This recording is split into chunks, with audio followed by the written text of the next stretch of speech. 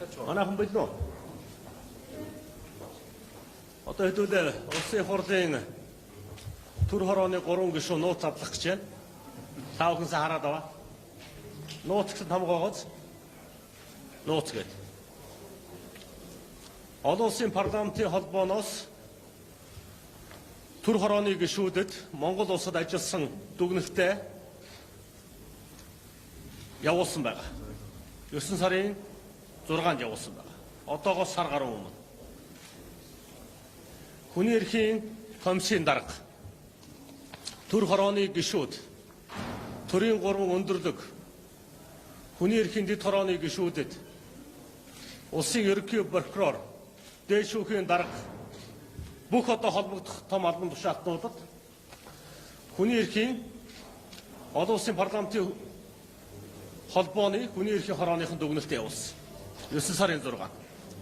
Энэ дүгнэлтийг улсын хурлын гадаад харилцааны хэлтс төр хорооны гишүүдээс бүтэн 1 сар нуусан байна.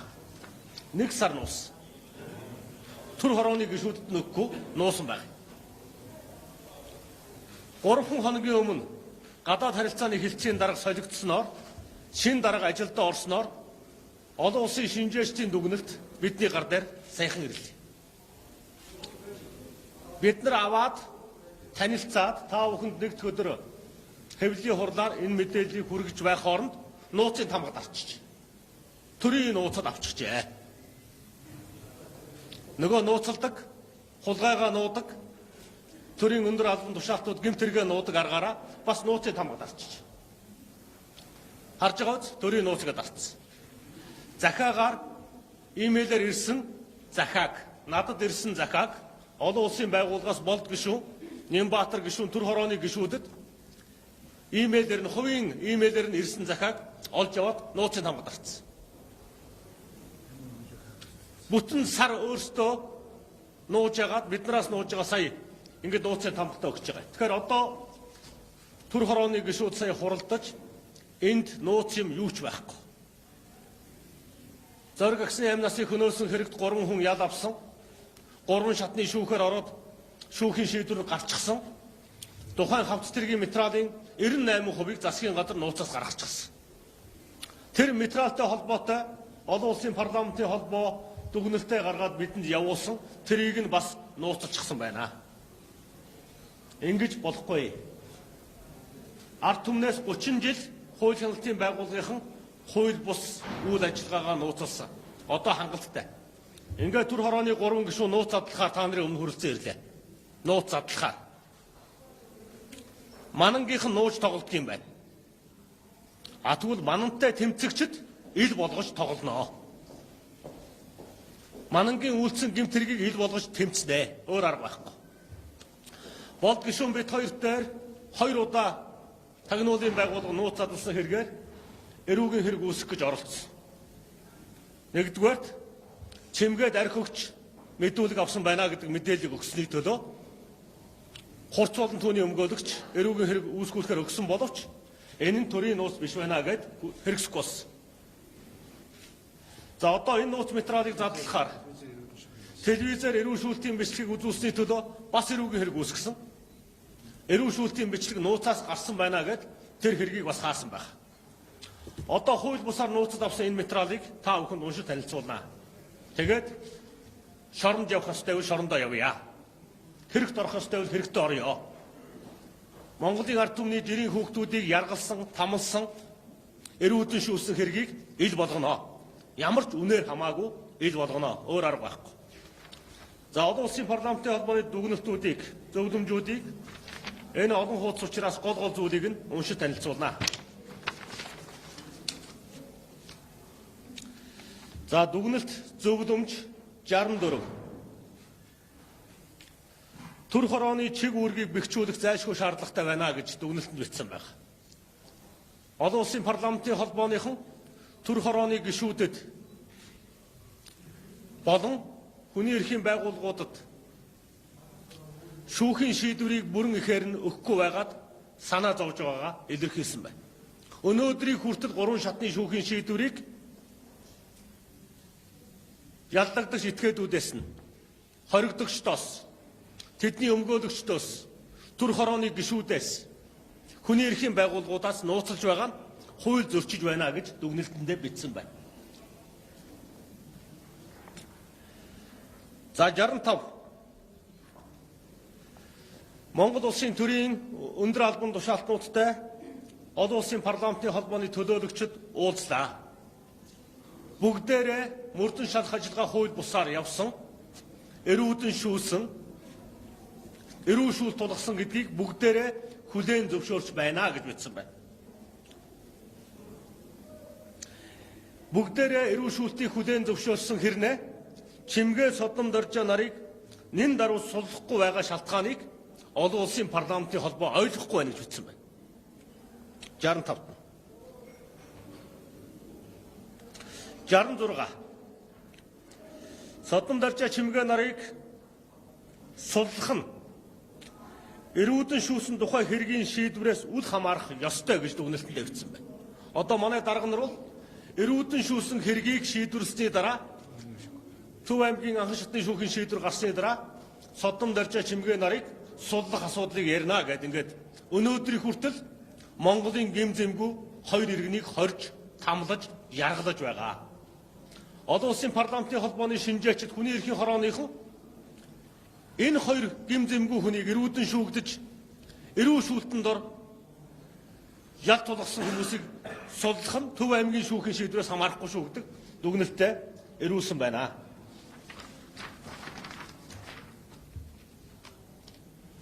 67. Захиалагчийг мөрдөн олох ажиллагаа хэдийгээр 20 жил өнгөрсөн ч ямар ч үр дүн төрөхгүй байгаа нь эс зоригийн хэрэг өнөө хүртэл нуугдмал байгааг харуулж байна гэж дүгнэлтэндээ бичсэн байна. Нууцаас гаргах тухай засгийн газрын тогтоол ерөнхийлөгчийн зарлиг хэрэгжихгүй байгааг гайхаж байна гэж бичсэн байна. Нууцаас гаргах тухай шийдвэр нь гарч байгаа хад өнөөдрийн хүртэл хэрэгжүүлэхгүй байгааг бид гайхаж байна гэж.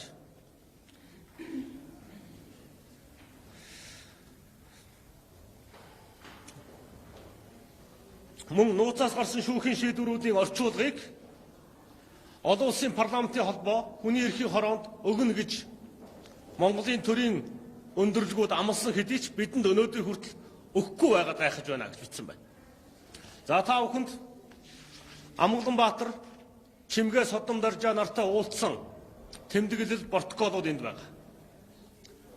Гэрэл дарга, Дагнуулын ерөнхий газрын дарга гэрэл, улсын ерөнхий прокурорын орлогч Чимбат, хүний эрхийн комиссийн дарга Бямбдорж гээд төрийн өндөр албан тушаалтнуудтай уулзсан протокол тэмдэглэгээ энд бичсэн байгаа.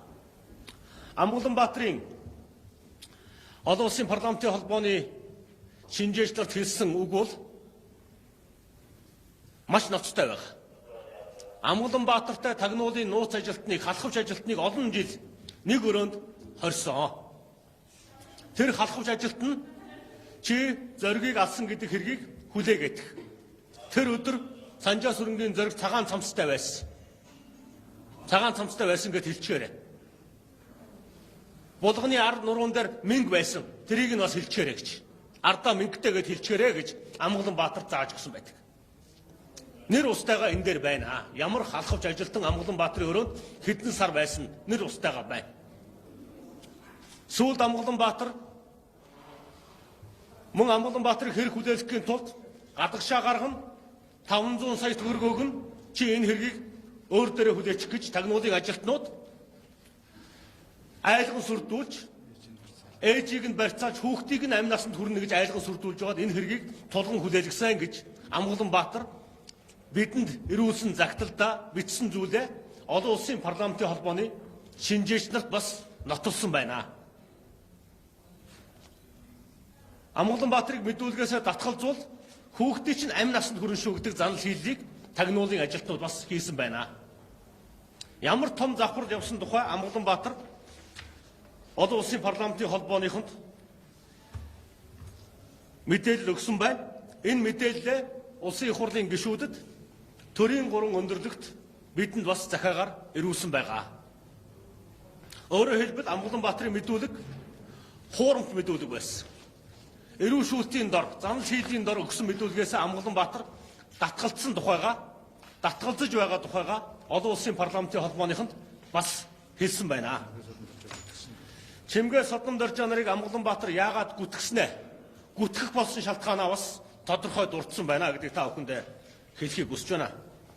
Чимгээтэй уулзсан тэмдэглэл, Содон Доржоотой уулзсан тэмдэглэлд Содон Доржоогийн өрөө, Чимгээгийн өрөө рүү тагнуулын ажилтнууд Амгаланбаатарыг оруулж айлган сүрдүүлэгдэг заавар өгч оруулсан гэдгийг Амгаланбаатар хүлээн зөвшөөрсөн байна. Нэг хэргийн хоёр холбогдогчийг нэг өрөөнд оруулж болдгоо маа. Ийм гүйцэтгэх ажиллагаа гэж дэлхийн аль ч улс оронд байхгүй. Ийм завхарсан асуудлууд ганцхан төр хорооны шалгалтаар биш, олон улсын парламентын холбоо, олон улсын парламентын холбооны хүний эрхийн хорооны дүгнэлтээр бас батлагдж байна. Манангийн үйлдсэн эрүү шүүлт яргалал өдрөөс өдөрт ил болж байгаа. Өчигдөр Төв аймгийн шүүхэд давзаалт шатны шүүх хуралдаж прокурорын эсэргүүцлийг хүлээж авч Төв аймгийн анхан шатны шүүх хуралдаж эрүү шүүлт яргаллын хэргийг дахин шүүхээр усныг та бүхэн сонссон байхаа. Энэ дүгнэлтийн гол агуулга бол Содон Доржоо Чимгээ нарыг Монгол улс шудраг шүүхээр оруулаагүй байна гэж дүгнсэн байна. Монгол улсын үндсэн хуулинд Монгол улсын иргэн шудраг шүүхээр шүүлэх хэрэгтэй гэдэг үндсэн хуулийн заалт нь хүний эрхийн түгээмэл тунхаглалын заалт хэрэгжээгүй байна гэж дүгнсэн байна. Мөрдөн шарах ажиллагаа нотлох баримтыг хуулийн хүрээнд олж авах эрүүгийн хуулийн үндсэн зарчим алдагдсан байна гэж дүгнсэн байна. Олон улсын парламентын холбооны дүгнэлт бол олон улсад хүлээн зөвшөөрөгдөх дүгнэлт юм аа. Одоо Монгол улс энэ дүгнэлтийг баталгаажуулах хуралд болд гишүүн энэ 7 хоногийн сүүлээр Сербид бол хуралд оролцож байр сууриа илэрхийлнэ. Олон улс Монголыг эрүүдэн шүүлтийн асуудалд онцгой анхаарал хандуулж байна. Олон улсын байгууллагууд дүгнэлтээ гаргаж байна. Содон Доржоо Чимгээ нарыг гим зэмгүүгээр эрүү шүүлтэнд өртөж хэрэг тулгуулж өнөөдөр хэлмэгдэж байгаа Содон Доржоо Чимгээ нарыг нэн даруй суллах нь зүйтэй гэдэг дүгнэлтийг олон улсын байгууллага, олон улсын парламентын холбоо, олон улсын парламентын холбооны хүний эрхийн хороо гаргасан байна. Энэ талаар нэмэлт зүйлийг бол гишүүн бас ярих зүйтэй хаа гэж бодож байна. За одоо ингээд нэгд өдөр бид олон улсын парламентын холбооны чуулган дээр мөн хүний эрхийн хороон дээр Монгол улс өөрийнхөө байр суурийг илэрхийлж мэдүүлэг өгнө. За энэ одоо бид нар ямар ч бэлтгэлгүй байна. Ягаад гэвэл дөнгөж 2 хоногийн өмнө бидэрт энэ сарын өмнө ирсэн энэ дүгнэлт ирлээ. Дөнгөж өсөлтөөр төр ороогоор хэлцээд холбогдох хуулийн байгууллагууд нь өнөөдөр явуулж байгаа. За холбогдох хуулийн байгууллагууд мэдээж хэрэг бидний явахаас өмнө хариугаа өгж бол амжихгүй. Тэгэхээр одоо бидний хувьд бол ямар ч байсан энэ дүгнэлтэнд орсон асуудлууд дээр бол хүлээн зөвшөөрж байгаа мэдээж илэрхийлнэ. Тэгээ энэ дагуу бол Монгол улс холбогдох арга хэмжээ авна гэдгийг бод мэдэгдэнэ.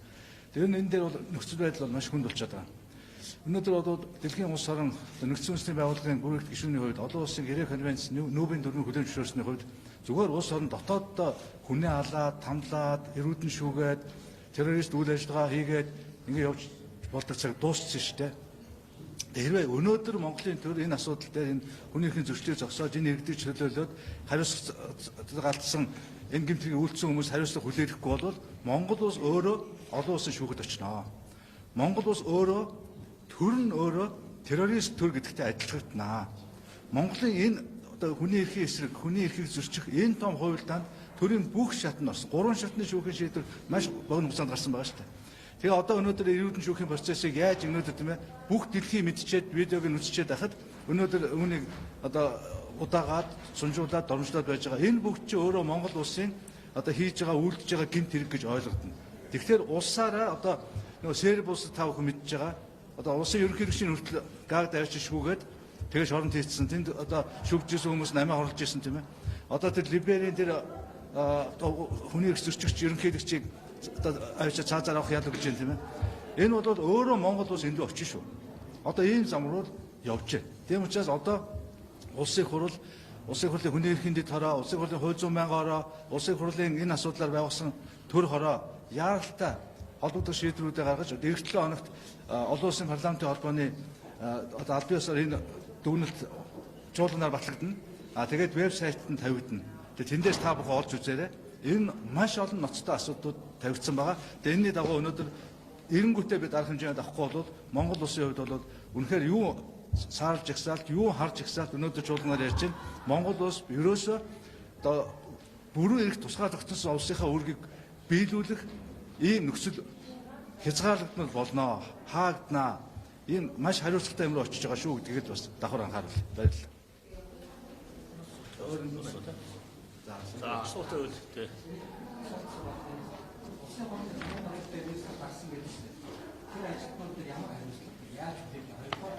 Одоосын баталгааны холбооны вебсайтаар гаргаж байгаа бүх шийдвэрүүд нь олон нийтэд нээлттэй байна гэж байна. Яагаад энэ ноцтой гарсан энэ хүмүүс яаж түр аваад ярилцсан юм? За олон улсын парламентын холбооны дүгнэлт болгон гаргасан шийдвэр болгон олон улсын парламентын холбооны вебсайт дээр албан ёсоор гардаг юм а. Монгол улсыг төлөөж болд гишүүн олон улсын парламентын холбооны хуралд өргөдсөн байгаа. Гаргасан дүгнэлтэнд Монгол улсыг төлөөж байр сууриа илэрхийлнэ. Үүний дараа энэ шийдвэр Монгол улсын нууцгээд тамхтай энэ шийдвэр олон улсын парламентын холбооны вебсайт дээр удахгүй тавигдана. Олон улсын парламентын холбоо шийдвэрээ нуудгүй маа. Олон улсын парламентын холбооны гаргасан шийдвэрийг Монголын төр нуух ямар ч боломж байхгүй. Ер нь өнөөдрийн байдлаар тагнуулын байгууллага Монголын төр нууцын ангилалд 600 гаруй төрлийн материалыг оруулсан байгаа. Төр иргэдээсээ юм нуугаад байна гэдэг бол төрийн завхрал өдрөөс өдөрт хэрээс гитэрч байна л гэсэн үг. Бид нуудаг төрийн төлөө биш, нуудгүй төрийн төлөө явна. Бид хаалттай төрийн төлөө биш, нээлттэй төрийн төлөө явна гэдгээ төр хорооны гишүүний хувьд та бүхэнд албан ёсоор мэдгдэе. Нуудаг хүмүүстэй хариуцлага тооцдог тэр цаг үе удахгүй ирэх болно. Баярлалаа та бүхэндээ.